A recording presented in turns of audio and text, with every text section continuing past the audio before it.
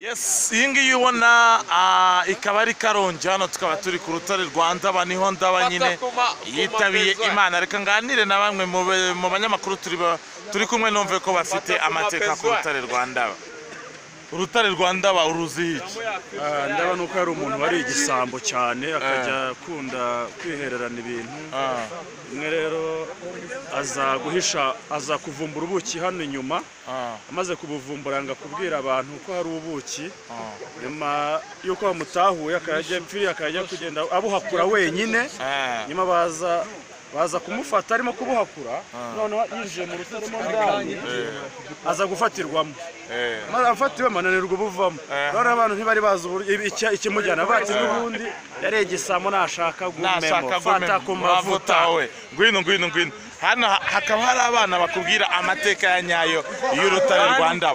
Mbwira amateka ya nyayo y'urutare Rwanda. Nundi kera hari umugabo witwaga Njava, aza kuvumbura ubuki mwari hagati mu rutare. Yego. Ubwo arebye abona atari buhagere n'amaguru, atumira abagabo batatu harimo Shariyo na Bisuka na Ruganzu ngo bazamuzirika amakamba ajye guhakura.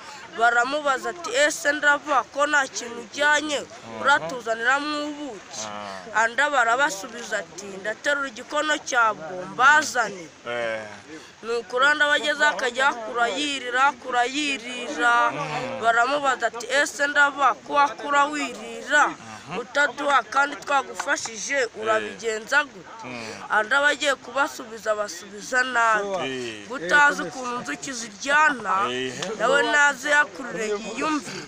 Ubwo bagenze bagize umujinya, ya makamba yaramufashe bahita bayaca, arahubuka ahita apfa no kwita ku rutare Rwanda. Ubundi muri makeya Anda bazize ubusambo inguna nasipikinga no muri English meaning of a story about rock and Ndava. In the long term they are four meanings. Number first Ndava, second Ruganzu. Ayo ngayo nyine akaba ari amateka ya Ndava, ni maremare cyane. Umwana akubwira mu Gifaransa, akakubwira mu Cyongereza, hanyuma si ibyo byonyine kuko hari n'abayobozi abangaba n'abayobozi twagendanye mu gikorwa turimo tugiye ahantu bita Nyamasheke mu gitaramo cya Meddy. Araza kuba kuri kumwe na Riderman, umuntu umuyobozi utuyoboye urutare Rwanda uruzi iki? Nashirunze kabisa. Nta na kimwe. Nakugira inama yo kwegera uriya mugabo. Hanyuma Patikop, aho turi ku rutare Rwanda Patikop urutare Rwanda buruzi iki? Maze kumva amateka mu Cyongereza. Ndarumenye. Urarumenye. Hanyuma uyu nguyu bamwita Christophe Matata, aka the CEO. Urutare Rwanda urwumvisha ya mateka. Singaho ndumva birenze man. Ibintu binateye ubwoba by the way. Ndaba ari igisa. Hanyuma nko kubibona ntago ari abahungu gusa n'abakobwa turi kumwe. Mwebwe amateka ya Ndava hari ikintu mwayumvisheho? Uko mungana gutya nta muntu n'umwe uzi amateka ya Ndava.